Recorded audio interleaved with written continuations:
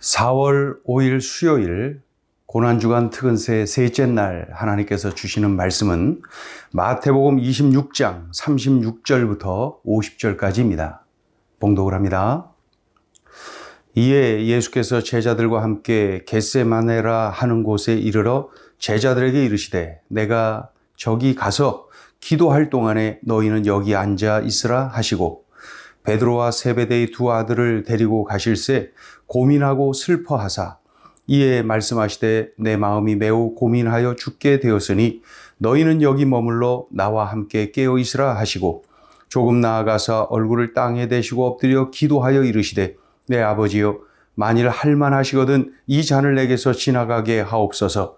그러나 나의 원대로 마시옵고 아버지의 원대로 하옵소서 하시고 제자들에게 오사 그 자는 것을 보시고 베드로에게 말씀하시되 너희가 나와 함께 1시간도 이렇게 깨어 있을 수 없더냐. 시험에 들지 않게 깨어 기도하라.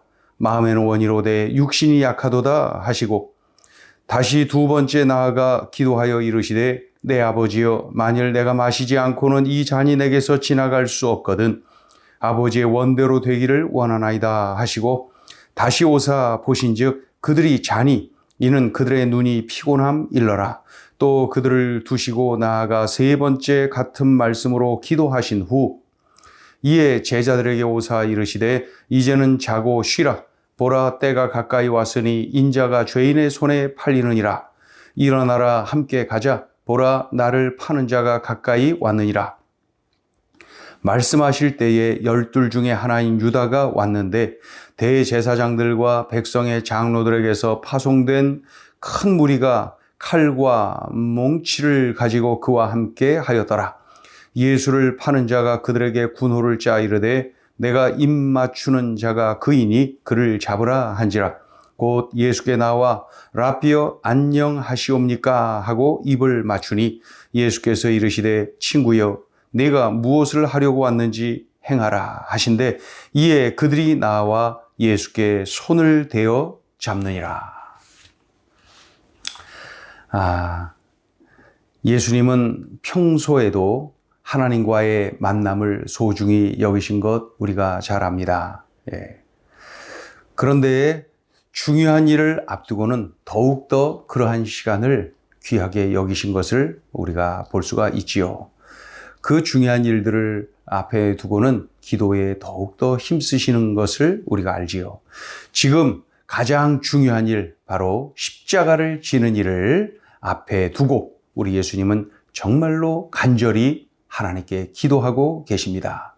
우리 39절을 보면은 조금 나아가사 얼굴을 땅에 대시고 엎드려 기도하여 이르시되 얼굴을 땅에 대시고 엎드려 기도하셨다. 얼굴을 땅에 대고 엎드려 기도하셨다. 이 십자가 지는 이 일을 앞에 두고 우리 예수님은 이렇게 간절하게 하나님께 기도하셨어요.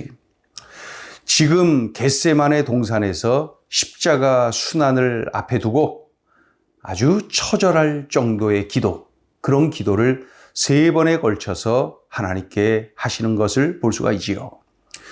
예수님은 메시아로서의 사명을 너무나도 깊이 인식하고 있습니다. 그러나 육신을 입으신지라 이 십자가의 죽음이 너무도 커다란 고통과 번민이었던 것이 분명합니다. 그래서 할 수만 있다면 십자가를 지고 싶지 않으셨어요. 왜요? 육신을 입으신지라 그 고통, 그 번민을 잘 아시기에 그렇게 기도하셨던 거예요. 우리 39절을 다시 보시면은 조금 나아가서 얼굴을 땅에 대시고 엎드려 기도하여 이르시되 뭐라 그럽니까? 내 아버지여 만일 할만하시거든 이 잔을 내게서 지나가게 하옵소서. 내 아버지여 할만하시거든 이 잔이 내게서 지나가게 하옵소서. 왜 이렇게 기도하십니까? 육신을 입으셨기 때문에 그 십자가의 고통, 십자가의 번민이 얼마나 큰지를 잘 알고 계셨던 거예요. 그러나 그렇게 기도하면서도 아버지 하나님의 뜻대로 되기를 우리 주님은 기도하고 계십니다. 다시 39절을 보시면은 39절 끝 부분을 보면은 그러나 나의 원대로 마시옵고 아버지의 원대로 하옵소서. 나의 원대로 마시옵고 아버지의 원대로 하옵소서. 그리고 아버지 하나님의 뜻대로 순종하고 십자가에 달리십니다. 이와 같이 고뇌에 찬 기도를 예수님이 하고 계실 때에 제자들의 모습은 어떻습니까? 제자들, 우리 예수님은 이토록 간절하게, 이토록 처절하게 기도하고 또 기도하시는 중에 제자들의 모습은 어떻습니까? 예수님이 기도하실 때에 제자들은 피곤하다는 핑계로 졸아요, 자요. 깨어 기도해야 할 때에 제자들은 졸아요, 자요. 그렇게들 큰 소리 치는 것 우리가 기억하지요? 특별히 베드로 말입니다. 큰 소리 쳤더니 다른 제자들도 마찬가지로 큰 소리 쳤죠. 모두가 주를 버릴지라도 나는 버리지 않는, 큰 소리 뻥뻥 쳤던 그들 말이죠. 어떻게 하고 있습니까? 졸아요, 자요. 이러한 영적 게으름에 빠지더니 결국 예수님을 대적자들에게 빼앗깁니다. 결국 예수님을 버리고 도망치는 제자들의 모습을 우리가 알고 있지요. 가룟 유다는 어떻습니까? 사람들을 데려왔지요. 예수님 잡도록 하기 위해서 말이죠. 자, 그것도 읽어봅니다. 47절, 8절 읽어보죠. 말씀하실 때에 12 중에 하나인 유다가 왔는데 대제사장들과 백성의 장로들에게서 파송된 큰 무리가 칼과 몽치를 가지고 그와 함께 하였더라. 예수를 파는 자가 그들에게 군호를 짜 이르되 내가 입 맞추는 자가 그이니 그를 잡으라.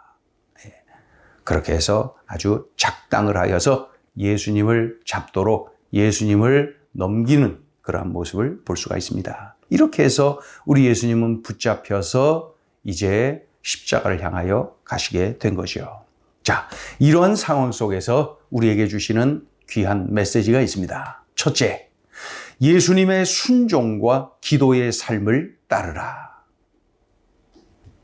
예수님은 메시아로서의 사명을 너무나도 깊이 인식하고 계십니다. 그러나 육신을 입으신지라 십자가의 죽음이 너무나도 커다란 고통이요 번민이라는 사실을 잘 알고 계셔요. 그래서 기도합니다. 아버지여 할만하시거든 이 잔이 내게서 지나가게 하옵소서. 십자가의 고통, 십자가의 번민이 너무나도 크고 힘겨운 것을 육신을 입으신지라 잘 알고 계시단 말이죠. 그래서 이러한 기도를 드립니다. 그런데 예수님의 기도는 거기서 끝나지 않습니다. 그러나 나의 원대로 마시옵고 아버지의 원대로 하옵소서. 우리 예수님의 기도는 그렇게 진행이 됩니다. 하나님의 뜻에 모든 것을 맞추고 자신의 모든 것을 내려놓고 하나님의 뜻에 맞추고자 하는 그러한 예수님의 기도가 계속된 거예요. 이 기도 후에 예수님은 하나님의 뜻에 순종하고 십자가에 달리시는 그런 모습을 우리가 볼 수가 있죠. 그래서 십자가를 지심으로 인류의 죄를 대속하는, 우리를 구원하시는 메시아이심을 우리가 알게 되지요. 나는 나의 생각과 하나님의 생각이 부딪힐 때에, 나는 나의 바람과 하나님의 뜻이 부딪힐 때에 우리는 어떻게 합니까? 어떻게 합니까? 우리는 예수님이 보여주신 대로 하나님의 뜻과 나의 바람이 부딪힐 때에 철저하게 하나님의 뜻을 따르는 그러한 모습을 우리들이 살아내야 됩니다. 하나님 뜻의 순종, 하나님이 가라 하신 그 길을 가는 거죠. 고통이 커도 손해를 봐도 힘들어도 하나님 뜻을 따르는 그러한 우리들의 모습이어야 됩니다. 그것이 내 인격으로 내 신앙 연륜으로 되겠습니까? 기도해야 되고 기도할 때에 그러한 삶을 우리가 살아낼 수가 있는 것이죠. 하나님의 뜻과 나의 바람이 부딪힐 때 나를 내려놓고 하나님의 뜻을 따르는 그러한 것이 바로 믿음입니다. 우리 주님이 친히 보여준 순종의 삶. 그 삶을 우리가 살아내야 됩니다. 이런 순종의 삶을 선택하고 살아내기 위해서 우리는 예수님처럼 말이죠. 철저하게 기도해야 됩니다.